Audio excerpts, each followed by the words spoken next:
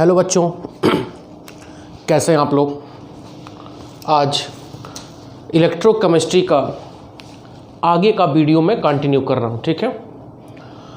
पिछले वीडियो में आप लोगों ने क्या देखा कि मेज़रमेंट ऑफ इलेक्ट्रोड पोटेंशियल, फिर हाइड्रोजन स्टैंडर्ड हाइड्रोजन इलेक्ट्रोड देखा, रेफरेंस इलेक्ट्रोड उसी को बोलते थे, और उसको हम सिंगल इलेक्ट्रोड में जोड़कर हर इलेक्ट्रोड का हम इलेक्ट्रोड पोटेंशियल की वैल्यू क्या कर रहे थे, बोलो, कैलकुलेट कर रहे थे इन प्रीवियस वीडियो, जिसमें आप लोगों ने देखा होगा, ठीक है।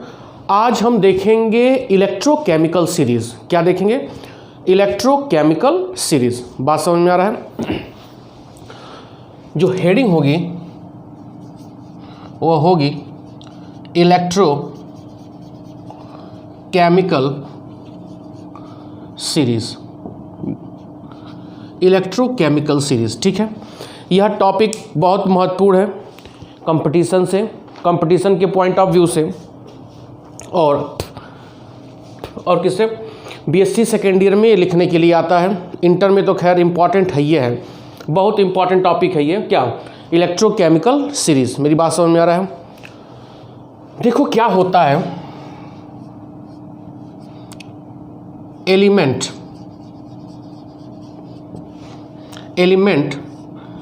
के स्टैंडर्ड, मैं नोट्स दूंगा, ठीक है। एलिमेंट के स्टैंडर्ड रिडक्शन पोटेंशियल के इंक्रीजिंग ऑर्डर में क्या किया गया है, अरेंज किया गया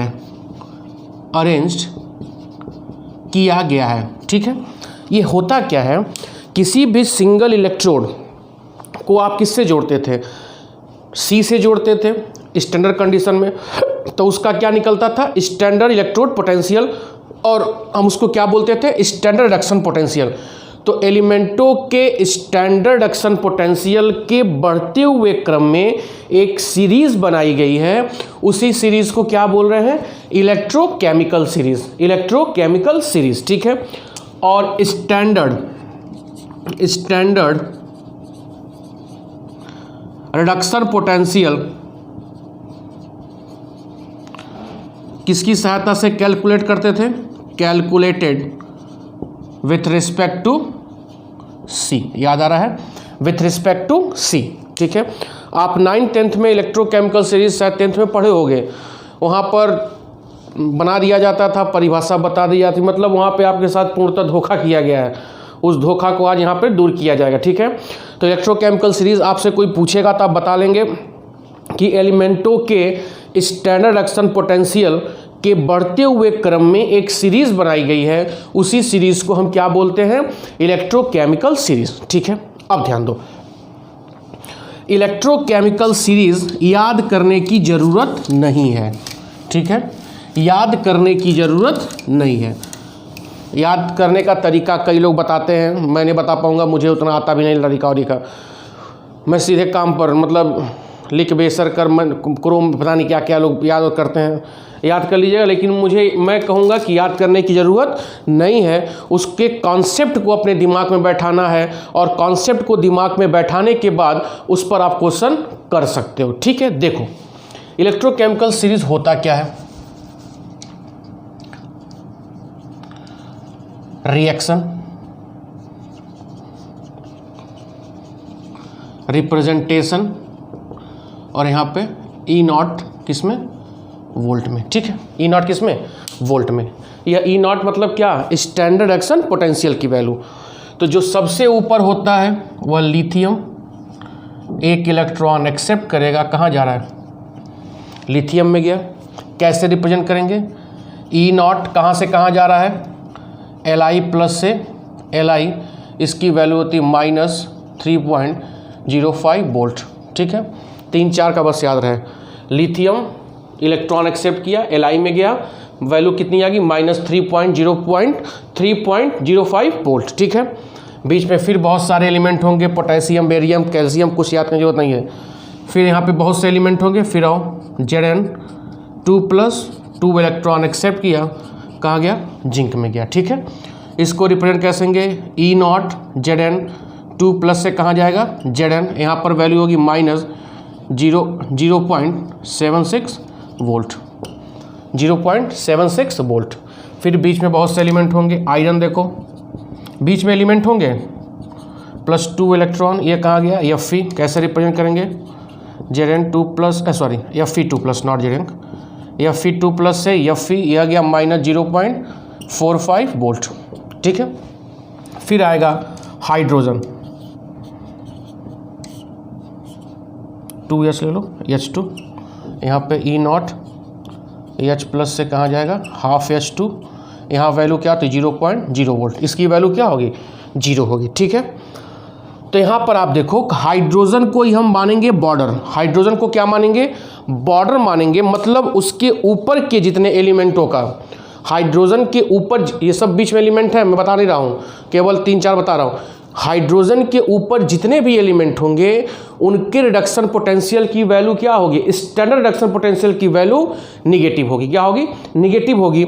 और हाइड्रोजन के नीचे जितने भी एलिमेंट होंगे उनके रिडक्शन पोटेंशियल की वैल्यू क्या होगी पॉजिटिव होगी, ठीक है। अब देखो तो यह बॉर्डर हो गया। अब देखो Cu2 प्लस 2 इलेक्ट्रॉन एक्सेप्ट किया, Cu कैसे रिप्रेजेंट करेंगे E0, Cu2 प्लस से कहाँ Cu, ये होता है प्लस 0.34 वोल्ट, 0.34 वोल्ट। और बीच में एलिमेंट होगा फिर Ag प्लस, एक इलेक्ट्रॉन एक्सेप्ट किया, Ag गया, E0 की वैल्यू Ag प्लस से Ag यह वैल्यू होती है प्लस 0.80 वोल्ट, ठीक है 0.80 वोल्ट। और सबसे लास्ट में F2 प्लस 2 इलेक्ट्रॉन एक्सेप्ट किया, 2F माइनस, E0 की वैल्यू होगी F2 से 2F माइनस प्लस 2.87 वोल्ट, ठीक है। अब ध्यान दो, क्लियर हो रहा है। इलेक्ट्रोकेमिकल सीरीज लंबी होगी, कई किताबों में NCERT अलग देता है, कई किताब अलग कई एलिमेंटों देता है, कुछ किताब कम एलिमेंटों का देता है, जिसका चाहे उसका कैलकुलेट कर सकते हो। मेरी बात समझ में आ रहा है।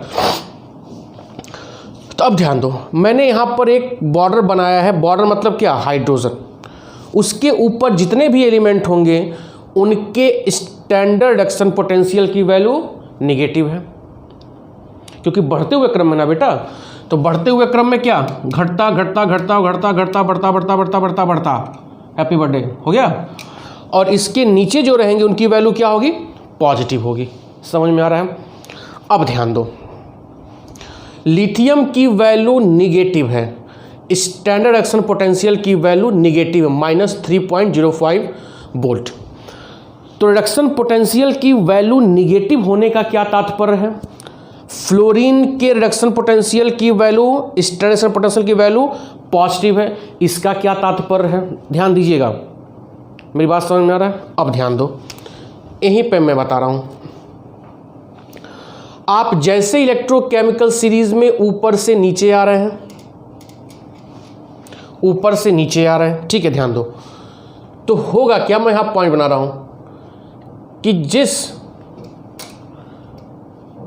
E0 की वैल्यू अगर निगेटिव होगी, E0 मतलब स्टैंडर्ड रिडक्शन पोटेंशियल की वैल्यू जिस एलिमेंट की बात में ध्यान सुनिएगा, E0 की वैल्यू जिस एलिमेंट की निगेटिव होगी, तो यह वैल्यू क्या है यार, स्टैंडर्ड रिडक्शन पोटेंशियल ही ना है, SRP समझो, स्टैंडर्ड रिडक्शन पोटेंशियल।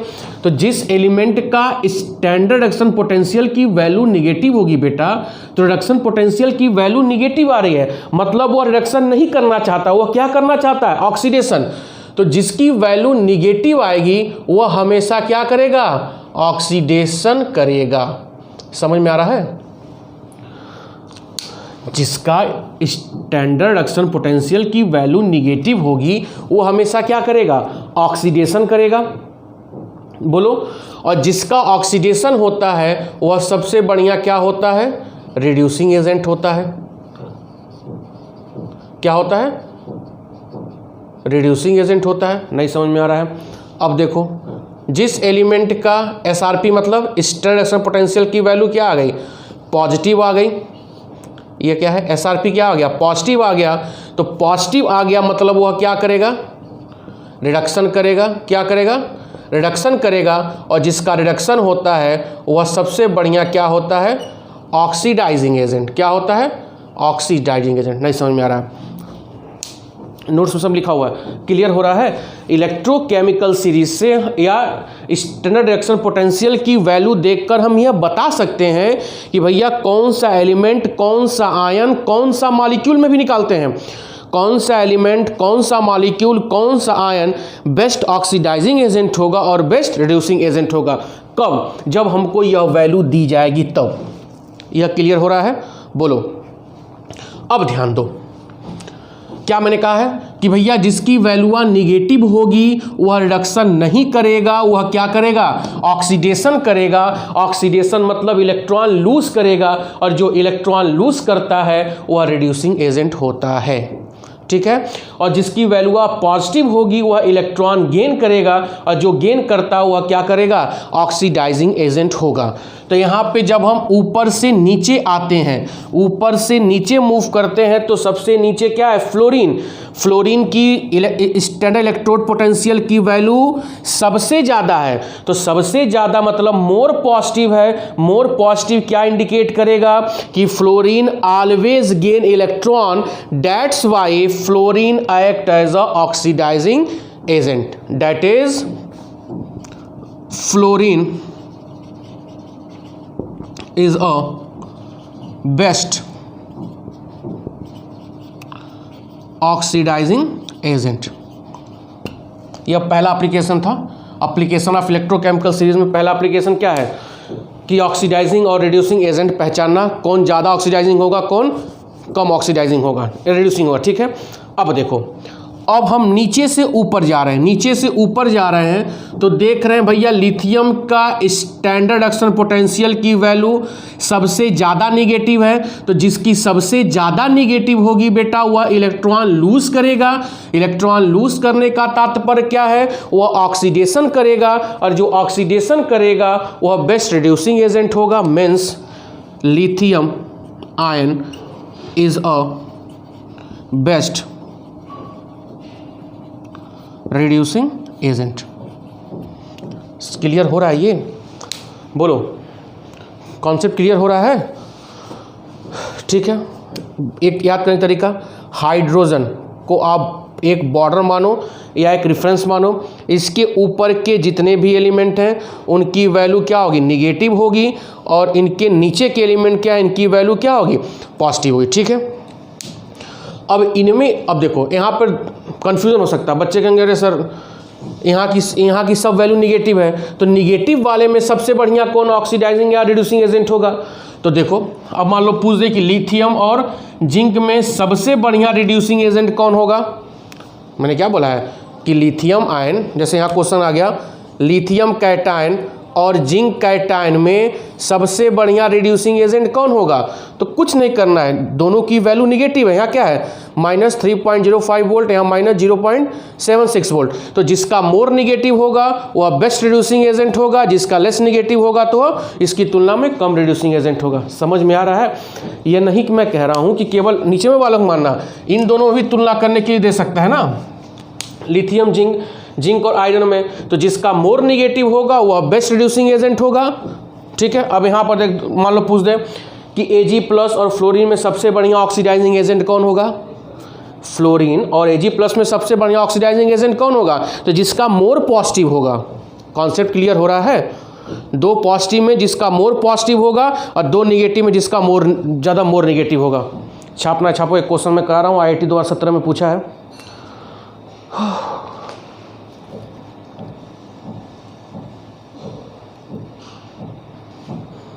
बढ़ा जाए, एक क्वेश्चन है, मैं क्वेश्चन लिया हूँ, IIT में उतारा हूँ, ठीक है। मिटाऊँ मैं,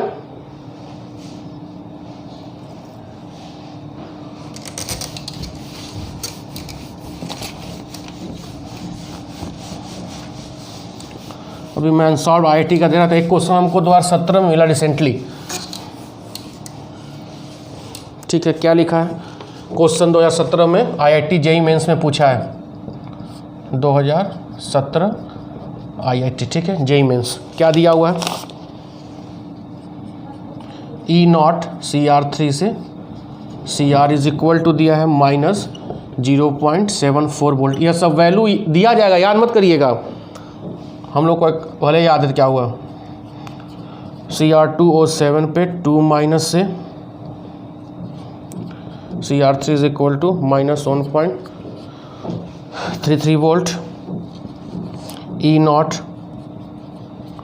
MnO4 माइनस से Mn2 plus is equal to 1.1 volt.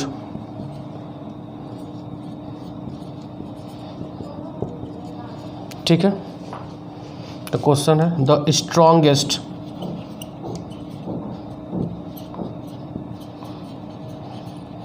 Oxidising agent is, oxidising agent is पहला ऑप्शन Cl, दूसरा ऑप्शन Cr3 प्लस, तीसरा ऑप्शन Mn2 प्लस, चौथा ऑप्शन MnO4 2 माइनस। ठीक है, ये सवाल के लिए मैं लिखा था तो उसको लिख लिया था मैं।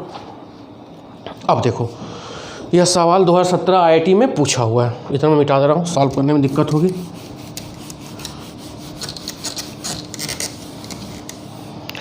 ठीक है, यह आपको सेल दिया हुआ है, इलेक्ट्रोकेमिकल सीरीज से आपको दिया गया है क्या, स्टैंडर्ड रिडक्शन पोटेंशियल की वैल्यू। अब इन वैल्यू को देख के बताना है कि भैया इन चारों, ये Cl है, इन चारों में सबसे बेस्ट ऑक्सीडाइजिंग एजेंट कौन होगा। ठीक है, ऑक्सीडाइजिंग एजेंट की बात कर रहा है, तो ऑक्सीडाइजिंग एजेंट मतलब क्या, रिडक्शन करना, मतलब अरे यार जिसका रिडक्शन होता है, जो इलेक्ट्रॉन एक्सेप्ट करता है, वही ऑक्सीडाइजिंग एजेंट होता ना बेटा। तो जस्ट पीछे जैसे मैंने क्या बोला, अभी मैंने बताया क्या, देखो रिडक्शन मतलब ऑक्सीडाइजिंग एजेंट। ठीक है, जिसकी ई नॉट की वैल्यू क्या होगी, मोर पॉजिटिव होगी, वह क्या करेगा, रिडक्शन करेगा, और जो रिडक्शन करेगा वह क्या करेगा, ऑक्सीडाइजिंग एजेंट होगा।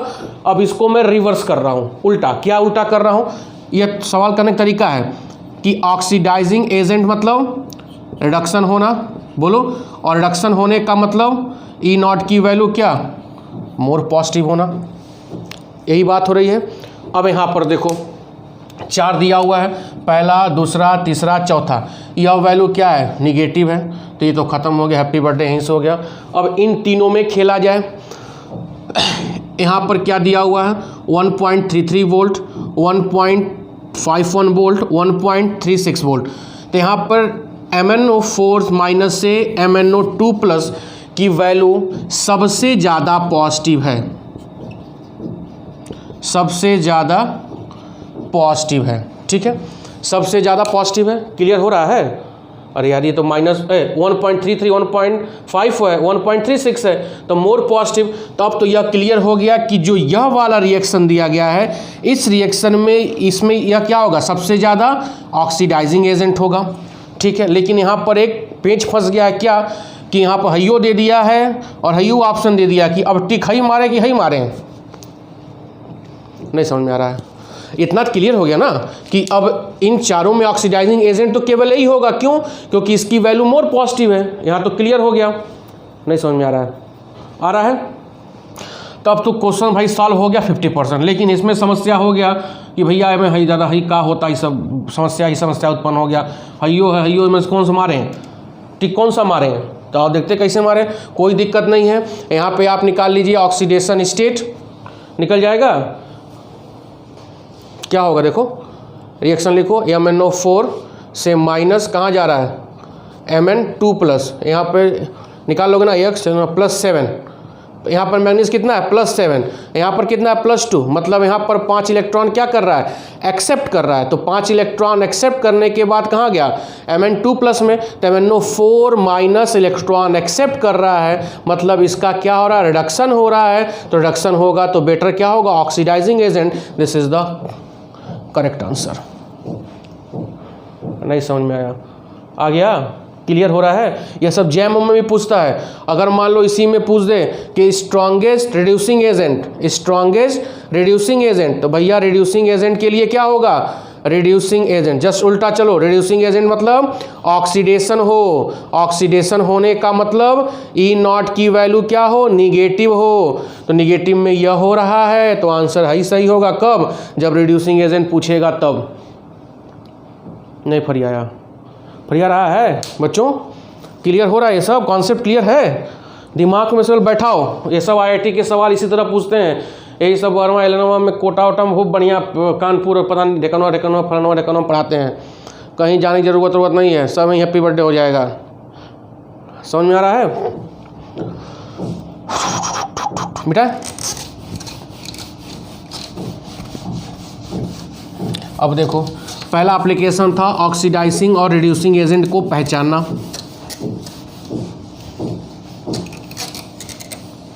ठीक है। दूसरा एप्लीकेशन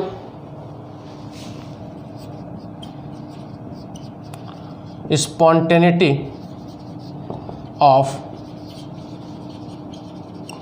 गैल्वेनिक सेल, मतलब कोई गैल्वेनिक सेल स्पॉन्टेनियस कब होगा, मतलब फिजिबल कब होगा, स्पॉन्टेनियस कब होगा कि फिजिबल कब होगा।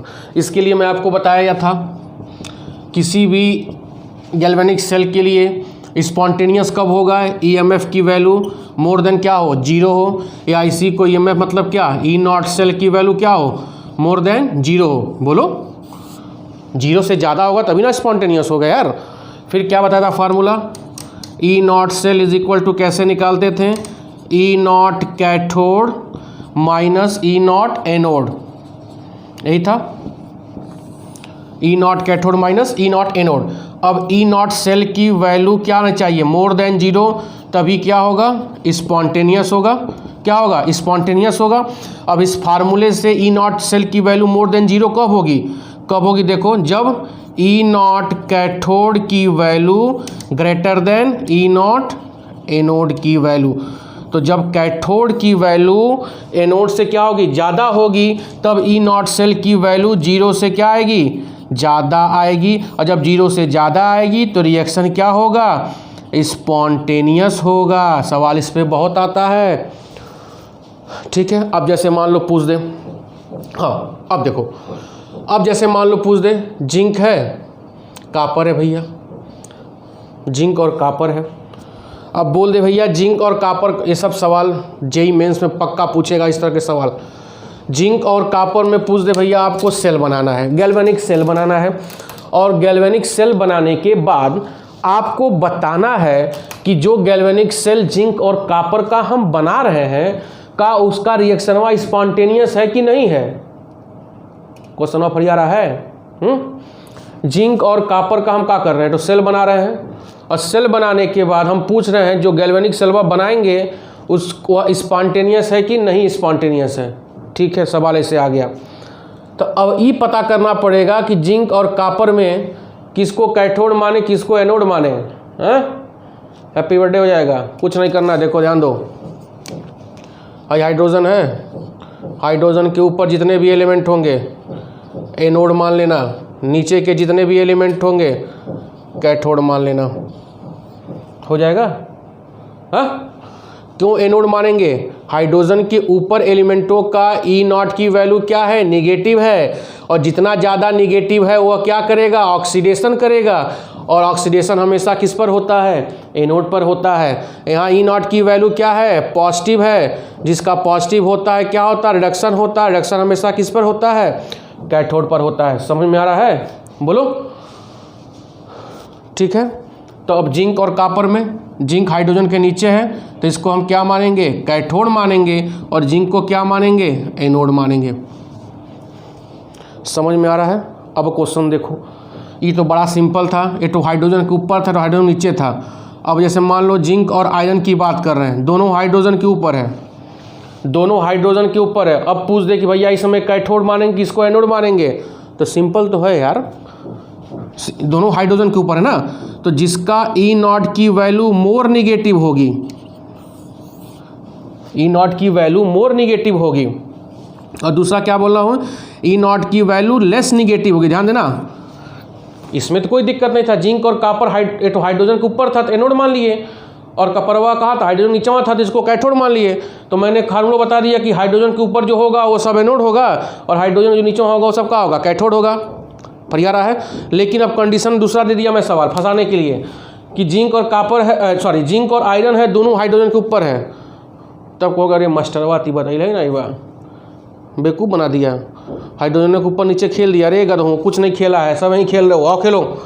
जिसका मोर निगेटिव होगा वह क्या करेगा, ऑक्सीडेशन करेगा। जिसका लेस निगेटिव होगा वह भी ऑक्सीडेशन करेगा, लेकिन इसकी तुलना में कम करेगा। तो बेटा जब यह कम करेगा तो मतलब थोड़ा सा रिडक्शन करने की संभावना यहाँ ज़्यादा है, तो इसको क्या मान लेंगे, कैथोड मान लेंगे। इसको क्या मान लेंगे, एनोड। यहाँ वैल्यू -0.76 है, यहाँ -0.45 वोल्ट है। समझ में आ रहा है। ई नॉट की वैल्यू अगर मोर देन 0 होगी तो स्पॉन्टेनियस और फिजिबल होगा। और जा रहा है, हाँ बढ़ो मिठाई।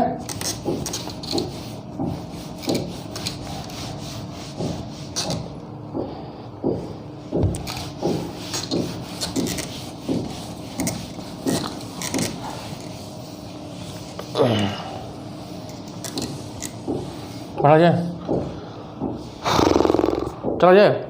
फिर तुम लोग क्या पढ़ते थे कक्षा 10 उसमें, हाइड्रोजन को कौन रिप्लेस कर पाएगा। मैडम लोग पढ़ाती थी छोटे क्लास में, ठीक है। और देखो क्या है कि अगर क्या है, जैसे मान लो यह H2SO4 है,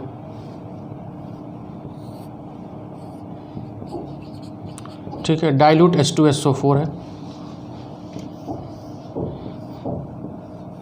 यहाँ पर भी डाइल्यूट H2SO4 है। इसमें हमने ऐड किया जिंक, क्या ऐड किया, जिंक। इसमें हमने ऐड किया कॉपर, ठीक है, समझ में आ रहा है। तो जिंक प्लस क्या था, H2SO4, तो यहाँ पर ZnSO4 प्लस, यहाँ लिख दो प्लस H2, यह रिएक्शन होगा। यहाँ पर Cu plus H2SO4, dilute HCl ले सकते हैं, दिक्कत नहीं है, ठीक है। यहाँ पे CuSO4 प्लस H2। अब देखो यहाँ डाइल्यूट H2SO4 था, हमने जिंक डाला तो यहाँ से यह जिंक इस हाइड्रोजन को रिप्लेस करके जिंक सल्फेट बना लिया, ठीक है। H2SO4 था, कॉपर डाला, कॉपर ने हाइड्रोजन रिप्लेस करके कॉपर सल्फेट बना लिया। तो क्या पूछा जा सकता है, क्या जिंक के पास एबिलिटी होगी हाइड्रोजन को रिप्लेस करने के लिए, कि कॉपर के पास ऐसी एबिलिटी होगी किसको, हाइड्रोजन को रिप्लेस करने के लिए। मतलब किसी भी डाइल्यूट एसिड से किस एलिमेंट के पास ताकत होगी कि उस डाइल्यूट एसिड से हाइड्रोजन रिप्लेस कर पाए। तो याद रखना, जो भी एलिमेंट हाइड्रोजन के ऊपर होगा, जो भी एलिमेंट हाइड्रोजन से ऊपर होगा वह डाइल्यूट एसिड से हाइड्रोजन रिप्लेस कर देगा। नहीं समझ में आ रहा। इलेक्ट्रोकेमिकल सीरीज में जो भी हाइड्रोजन के ऊपर होगा वह डाइल्यूट एसिड से हाइड्रोजन को रिप्लेस कर देगा, और जो भी हाइड्रोजन से नीचे होगा वह डाइल्यूट एसिड से हाइड्रोजन को रिप्लेस नहीं कर पाएगा, ठीक है। आओ देखते हैं यहाँ पर रिएक्शन के माध्यम से। यहाँ पर यह रिप्लेस कर दे रहा है, मतलब जिंक हाइड्रोजन के ऊपर है, मतलब यह रिएक्शन फिजिबल है। कॉपर हाइड्रोजन के नीचे है, इसको रिप्लेस नहीं कर पाएगा, मतलब this reaction is not feasible या नॉट स्पॉन्टेनियस। यहाँ पे देखो यार बहुत सिंपल है, यहाँ पे 0 है, यहाँ पे +2 है, ठीक है। 0 से +2 मतलब क्या कर रहा है, ऑक्सीडेशन कर रहा है। और हाइड्रोजन के ऊपर जो भी होते हैं वो सब क्या करते हैं, ऑक्सीडेशन कर रहे हैं। ऑक्सीडेशन कर रहा है, बोलो। यहाँ +1 से क्या है, 0 है, तो ये क्या कर रहा है, रिडक्शन कर रहा है। तो जब यह ऑक्सीडेशन कर रिडक्शन करबे, अरे यार हाइड्रोजन का ऊपर जिंक है ना, तो जो भी हाइड्रोजन के ऊपर इलेक्ट्रोकेमिकल सीरीज में होता है वो ऑक्सीडेशन करता है। ये ऑक्सीडेशन कर रहा है, मतलब दिस रिएक्शन इज फिजिबल। यह रिएक्शन फिजिबल है, मतलब zinc replace hydrogen from dilute acid. समझ में आ गया। यहाँ देखो 0 है, यहाँ क्या है +2 है, यह 0 से +2 मतलब ऑक्सीडेशन कर रहा है। और मैंने क्या कहा है कि हाइड्रोजन से नीचे जितने भी एलिमेंट होंगे वो रिडक्शन करेगा, तो रिडक्शन करेगा, लेकिन ये क्या कर रहा है ऑक्सीडेशन। यहीं पर यह क्या हो गया नॉट फिजिबल मतलब नॉट स्पॉन्टेनियस। क्लियर हो रहा है। तो कहने का क्या मतलब है कि हाइड्रोजन के ऊपर जितने भी एलिमेंट होंगे वो हाइड्रोजन को रिप्लेस कर देंगे, और हाइड्रोजन के नीचे जितने भी एलिमेंट होंगे वह डाइल्यूट एसिड से हाइड्रोजन रिप्लेस नहीं कर पाएंगे। बढ़ा जाए, ये सब सवाल बड़ा मस्त मस्त सवाल बनता है, आगे बढ़े।